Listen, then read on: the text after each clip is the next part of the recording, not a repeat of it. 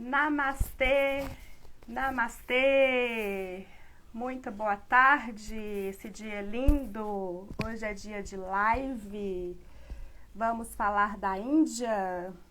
Então, se você tá aí, pega sua água, o seu chá e me acompanha. Hoje eu tenho uma pessoa muito especial que vai me entrevistar. Então, eu vou convidar a Paula Catarina. Deixa eu ver se ela tá aqui.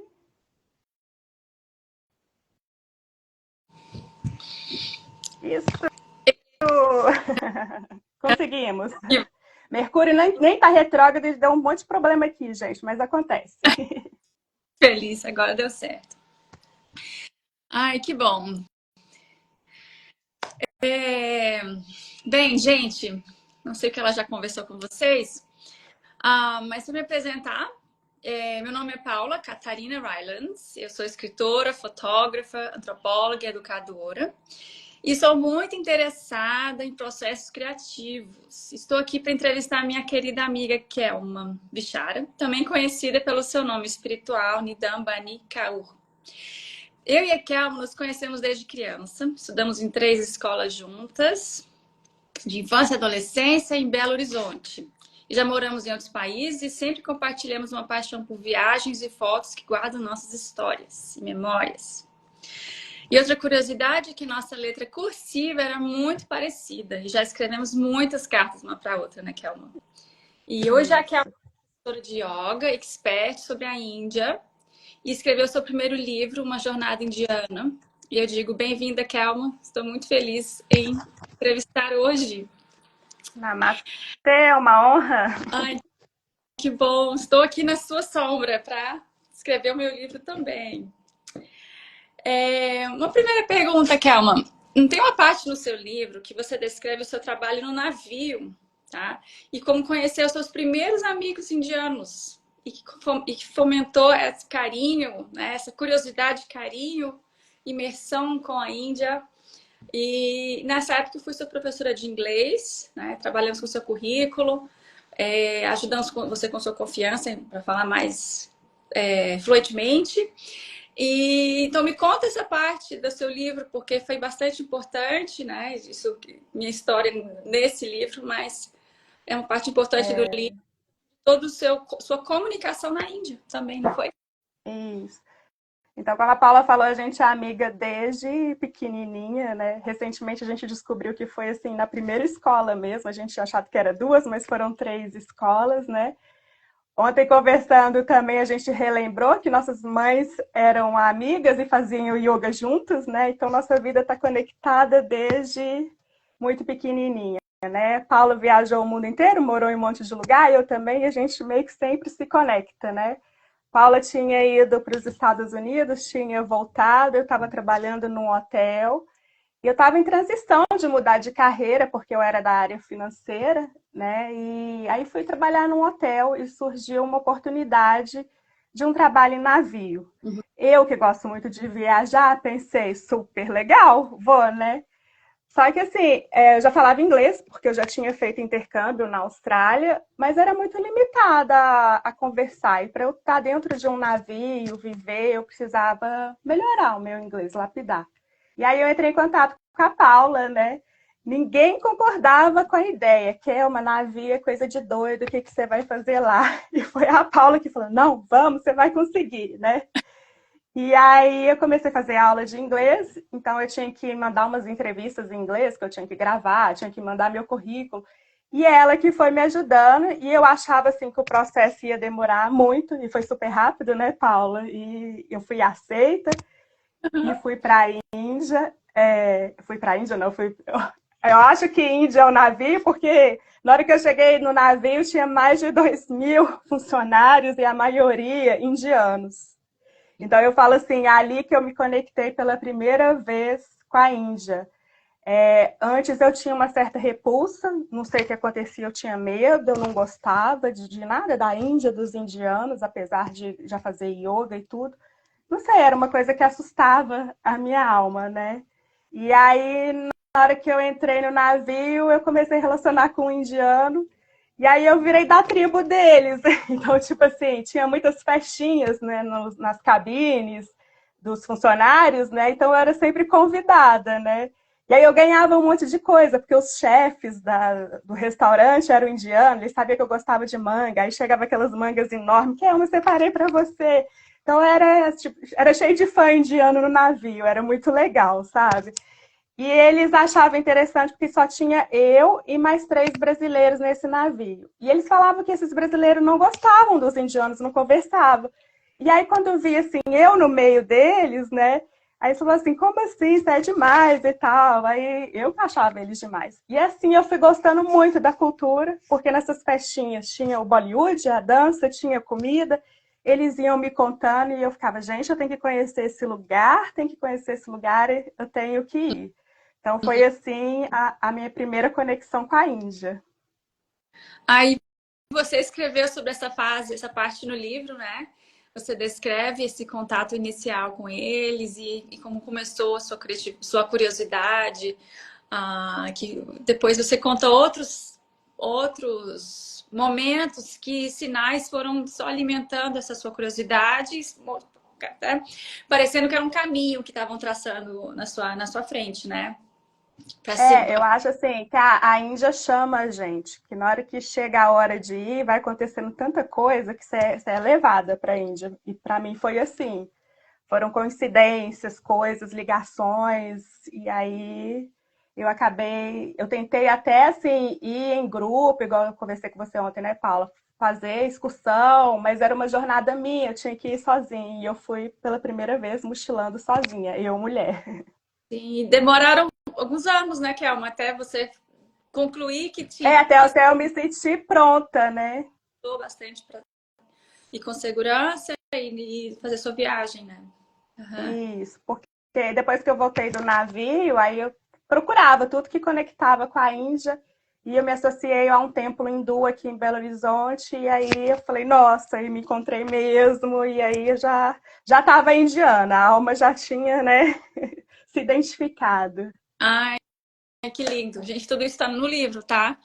Não vou contar muito não para vocês lerem, vou dar só uns pinceladas. Sim, nossa, ela tem uma história muito bonita, tem várias partes desse envolvimento com dela, então, com o país, e inclusive, né, como você se tornou até uma expert, né? Hoje você ensina o que você aprendeu lá, Uhum.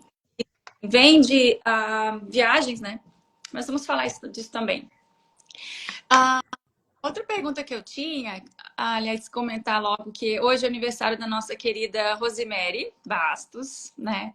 Nós temos Ela essa está amiga. aqui? Ela tá aí? Ai, que legal. Tá. Oi, Rosário. Happy birthday. Ela também foi minha aluna e eu fico muito feliz de empurrar, sabe, pessoas para frente, assim, com os objetivos, com os sonhos. Uma coisa que dá muita energia.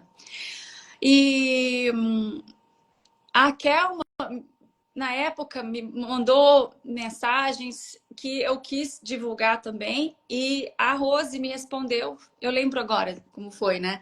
Que ela sabe que ela tinha recursos para passar para você, Kelma, sobre como trabalhar com as crianças lá na Índia, né? A Rose sabia bastante sobre o uso de materiais recicláveis e ela foi muito proativa em querer comunicar com você e trazer isso para você, tá? Me conta sobre essa conexão com a Rose e a importância dela no seu trabalho na Índia e também se essa história está no livro ou sem spoilers ou que spoiler.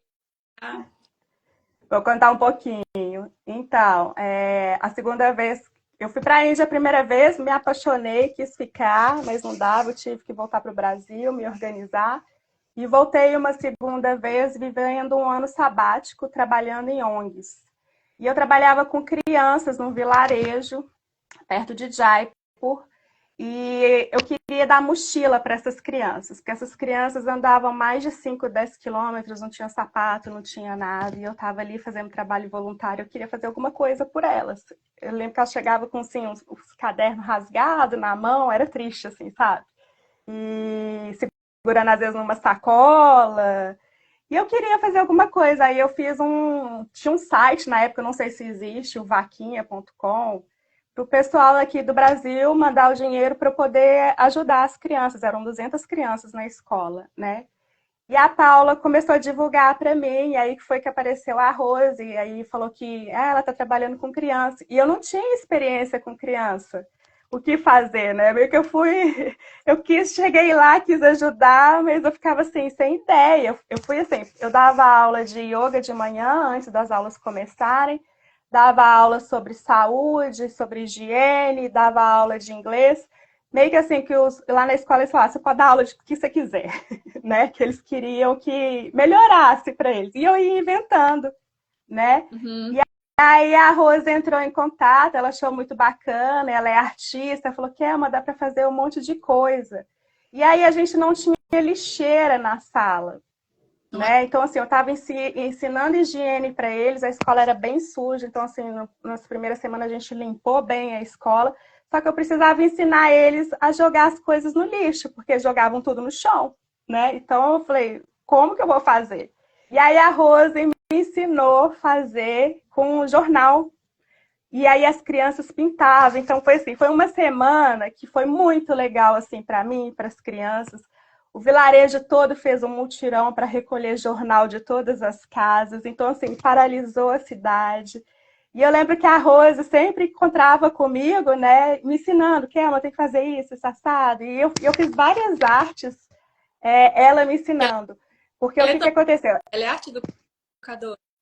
É, Ela queria mandar o material, mas não ia chegar a tempo. Mas com o que a gente conseguia fazer, aí tem até um vídeo também, acho que você postou no Stories ontem, né? Das crianças com as lixeiras. Então, assim, foi muito importante. Então, Rose, eu sei que você está aí. Feliz aniversário e gratidão por tudo que você fez para nossas crianças. E foi E ela comprou o livro também e foi para a Índia. como? Ela comprou o livro e foi para a Índia agora em janeiro e amou também. Eu dei consultoria para ela e foi uma viagem bem tranquila. Ela também viajou sozinha, mulher na Índia, sem problema. Olha, que incrível. Talvez temos que ter ela na próxima live, hein? Para ela. É, E... Ai, que incrível. E, Kelma, você conta pra gente por que escreveu o livro, além do a incrível história que você viveu todos esses anos de reencontro, né, com você. Mas como foi escrever esse livro? Qual o propósito? Como foi para você? Como foi encarar esse desafio no final, né? Mas no final das suas viagens lá. Porque para mim foi desde o começo. Eu gosto de desde criança eu escrevo histórias, gosto de escrever em diários e então escrever sempre foi parte das minhas viagens. Aí eu fiquei interessada em saber o seu processo, que é diferente, mas com também o papel do livro que você já tinha em mente desde o começo, além de divulgar suas histórias. Conta pra gente um pouco sobre como veio a ser Jornada Indiana. então, eu meio que tinha um sonho escondido assim de ser escritora, né? Eu gostava daquela série Sex and the City. E aí estava lá em Nova York, só que assim, eu queria trabalhar na bolsa de valores e escrever, não era nada artístico assim, né? E aí tinha isso, né? Mas não manifestou. Eu Sim. acho que assim, a minha parte artística sempre foi mais com o corpo, porque eu sempre gostei mais de dançar, de yoga, né? Nunca produzia nada. Era péssima em português, não era a minha área. A minha área era matemática, né? E duas vezes que tarólogos, pessoas leram o meu mapa, falavam assim: você vai escrever um livro. Como, gente? Eu escrever um livro? Não tem história para contar, não. Só se for das minhas viagens, né? Então, assim, antes de chegar na Índia, eu já tinha conhecido mais de 30 países. Já cheguei a ter um blog, mas era assim, não era muito escrito, era mais dando dica, tinha foto, vídeo. E aí, com esse processo todo que eu passei na Índia, esse livro veio fortemente como uma vontade de agradecer. Agradecer o que eu vivi na Índia, agradecer a conexão que eu tive comigo mesmo. Porque eu me considero uma pessoa que foi desconectada a vida inteira e foi por isso que eu viajei mais de 30 países, porque eu estava me procurando. E na hora que eu cheguei na Índia, isso veio. Então, assim, e aí me tocou muito estar ali morando no vilarejo, né? Então, quando eu fui viver esse ano sabático, eu não tinha muito dinheiro, eu não tinha muito o que fazer, era só o meu trabalho. Nessa ONG, por exemplo, eu trabalhava e eles me trocava com eles me davam uma cama e me davam comida. E eu Hum, sentia que eu tinha que fazer mais, mas eu precisava de dinheiro para fazer isso, né? Então foi uhum. alimentando. Aí eu voltei várias vezes ainda depois, né, desse sabático. E, e foi assim, na pandemia que veio a vontade forte mesmo, que eu até comecei a escrever, e eu ficava, gente, eu não sei escrever, como que isso vai sair, né? E aí eu contratei uma consultoria, porque eu não era escritora, eu não era boa em português. E aí a consultoria era 12 meses para a gente fazer o livro. E o livro ficou pronto em 3 meses. Em 3 meses eu escrevi. Mostra pra Então gente o foi livro. assim, tá aqui, ó. Olha que Olha que lindo. lindo. Hum.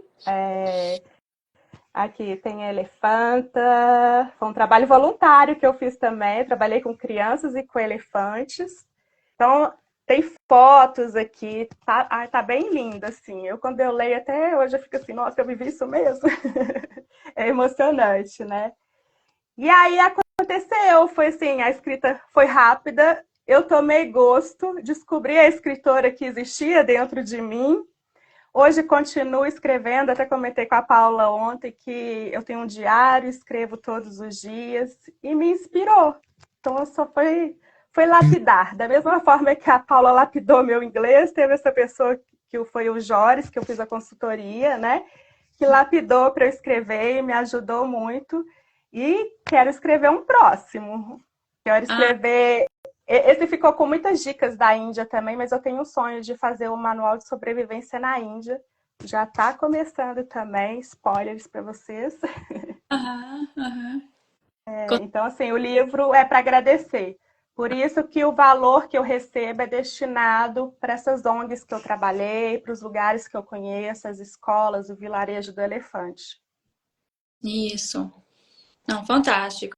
E agora divulgar, né, Kelma? Divulgar, conhecerem mais a causa, se envolver mais com os projetos que você tem lá, né? E tem muita coisa. A Kelma tá muito ativa, bem produtiva. Aí eu tô. E aí, Kelma? Eu me inspiro também no meu trabalho aqui. Kelma, outra pergunta. Né, Índia como esse destino ideal para a vida zen, para toda essa jornada de quem aspira uma reconexão, né, com a espiritualidade, com práticas, né, de yoga, tudo junto, mas é o lugar que mais almejam, né? Quem tem essa busca, mais almejam visitar. E você, o que que você me diga 3 coisas que você sentiu, que você ganhou com toda essa vivência lá e, suas histórias, se ter a Índia em você, 3 coisas que você ganhou em ter a Índia em você.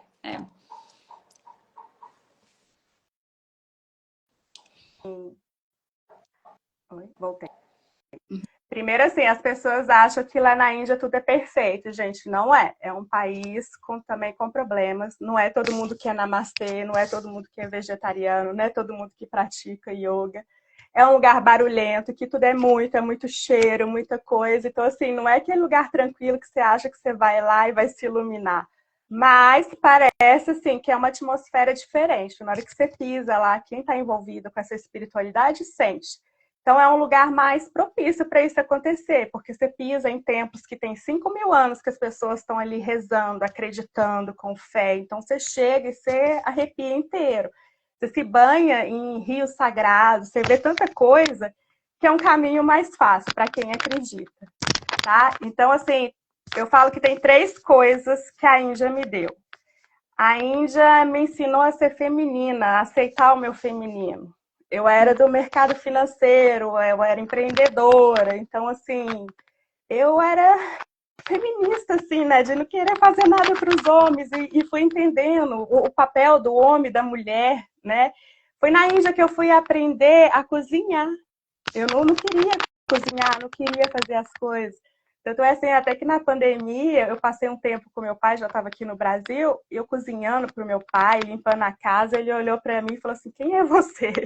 Né? Porque eu não fazia essas coisas, né?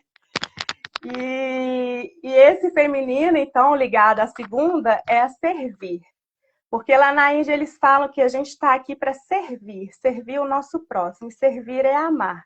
E quando você serve, independente se você está servindo para um homem, para uma mulher, para o pobre, para o rico, você está servindo a Deus. Então, tudo que a gente faz com esse sentimento de servir, de amar o seu próximo, tá? Então, isso é uma lição até bacana, assim, que às vezes a gente não gosta do nosso trabalho, mas na hora que a gente se sente servindo, acho que fica mais fácil. Então, isso veio muito forte para mim também.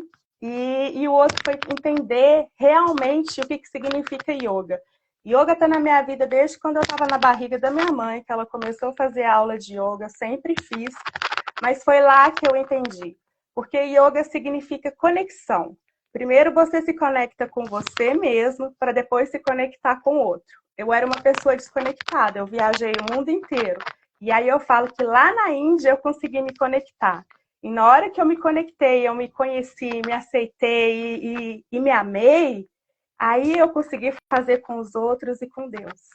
Deus, a gente faz parte de um todo, né? Então ficou mais fácil para mim. Então foram essas três coisas: o servir, feminino e o conexão. 3 lições que a Índia me deu. E por isso eu sou muito grata e por isso saiu o livro. Ai, que lindo! Nossa! Lindo, lindo, lindo. E o seu nome espiritual, né, Kelma, que foi lhe dado, me corrija se eu estou pronunciando errado, é Nidam Bani Kaur?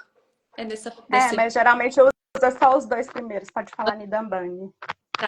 É. Né? Significa tesouro e som divino de Deus, sendo que Kaur é princesa leoa.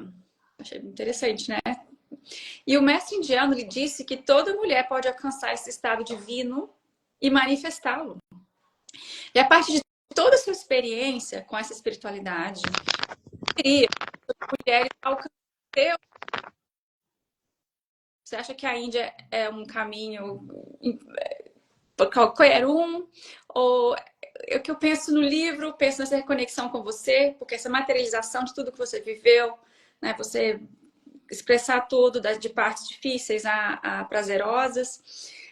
E o que você diria também como praticante, professora de yoga, sobre essa conexão para mulheres que procuram se conectar? Talvez as mulheres que você se identificaria antes da Índia. O que você diria a essas mulheres? Eu falo assim, as pessoas acham que precisa ir para a Índia para se conectar, não necessariamente, porque tem pessoas que se atraem pela Índia, tem pessoas que têm repulsa e tudo bem, né? Costumo dizer que a Índia ou você ama ou você odeia. Eu não gosto dessa frase, mas é assim que acontece. Tem gente que chega lá e não entende o que está acontecendo e não está preparado. Ok. Então, assim, você não precisa ir para a Índia para você se conectar.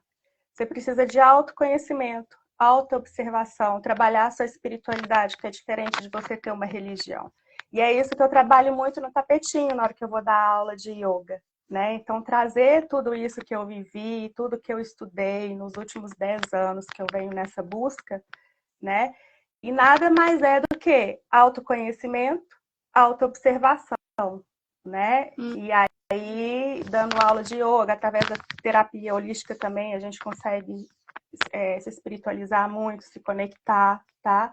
Tem a leitura do mapa astrológico também, que às vezes indica ali pra gente qual que é o nosso dharma, fica mais fácil, porque a gente fica perdida em servir tantas coisas, né? E às vezes a gente fica dando cabeçada e tem um caminho que tem que ser, e na hora que a gente aceita, o negócio flui, né? Porque é o nosso caminho, né? Então, assim, não necessariamente precisa ir para a Índia, tá?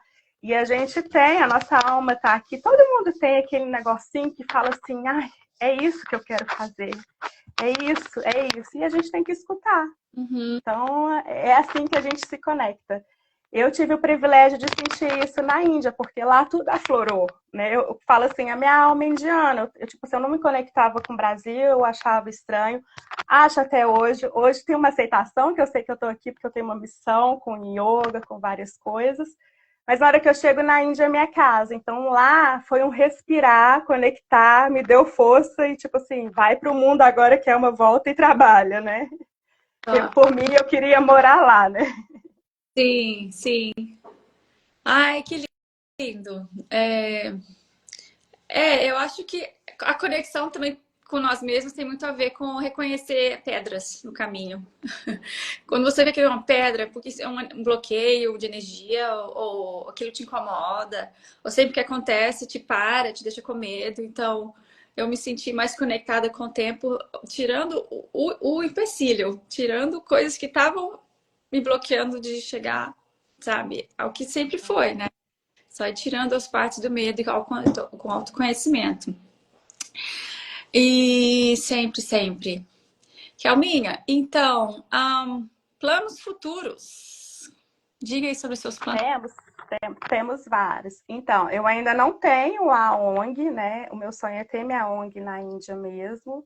Hum, A doação do livro já acontece, eu nunca deixei de doar, eu sei as escolas, eu tenho meus amigos, eu tenho família lá, as pessoas que me adotaram, que me ajudam, então sempre que quando eu tenho dinheiro ou o dinheiro do livro, eu estou mandando, mas o plano é eu ter a ONG mesmo, a escola, ter de começar com 30 crianças, depois 100, 200, vamos ver no que dá, é o meu sonho, né? Ajudar as crianças e os elefantes. Vou contar com a Paula agora novamente, né? Porque eu quero traduzir. Eu falo inglês, mas eu não sou tão expert igual a Paula, né? Então, ela vai fazer a tradução do livro para gente, né? A gente já está planejando, porque eu estou querendo colocar no Amazon, né? E o pessoal da Índia quer ler também, né? Eu já mandei o livro, mas está em português, né? Então, eles querem ler também. E acho que o inglês vai alcançar o mundo inteiro e quem sabe assim meu projeto cresça, né? gente, E em janeiro agora do ano que vem tem viagem para a Índia, tá? Então a gente faz peregrinação de norte a sul com Rishikesh e Varanasi também. E é isso, muitas coisas. gente, dá para contactar que é para livro, para jornada pessoal, para Ah, tem a Índia, para plataforma também, né? Agora a gente está na Hotmart com a aula online que está muito legal também de yoga. Eu juntei tudo que eu aprendi na Índia, que eu venho estudando desde então, que é yoga, ayurveda e astrologia, um estilo de vida. Eu ensino de uma forma fácil como trazer práticas para a sua vida. Então, você não precisa ser um professor de yoga, você não precisa ser um terapeuta e nem astrólogo, mas você pode pegar essas informações e deixar a sua vida mais fácil. Que nada é mais do que autoconhecimento e autoobservação, que eu sempre bato nessa tecla, que é o que a gente precisa para a gente expandir na espiritualidade e se conectar, né? sim, sim. Ah, incrível. E seu livro tá então na Bienal de Belo Horizonte até dia 10, é isso mesmo? Onde, Isso. onde Sábado é? passado, aqui na Mineira, em Belo Horizonte. Hum, Sábado passado eu estive lá, fiquei 2 horas, tô acostumando, gente, a dar autógrafo, foi bem bacana, servi chai, tava toda lá de sari, porque eu sou indiana mesmo. E o livro tá lá, tá no stand 2 até sábado, agora dia 10. Sábado, dia 10 eu vou estar lá também na Bienal Mineira do E é a Livro. entrada gratuita? Como é para entrar? Sempre. Acredito que acho que é entre 10 e 20 reais para entrar, e estudante acho que paga metade, mas vale a pena, gente. Muito legal a feira. Enorme. Muita coisa a ver. Ai, que bom, Kelma. Meus parabéns. Tenho muito orgulho de você. Sigo aí, né, com meu livro também, que um dia vai sair. Mas seguimos juntas para transformar o seu livro em um livro em inglês e poder ter mais alcance e que seu trabalho possa alcançar sempre mais e mais pessoas e você se realizar mais. Se conhecendo e produzindo conhecimento para muita gente, viu? Obrigada. Obrigada. Namastê.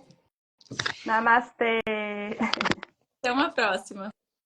Tchau, gente. Tchau.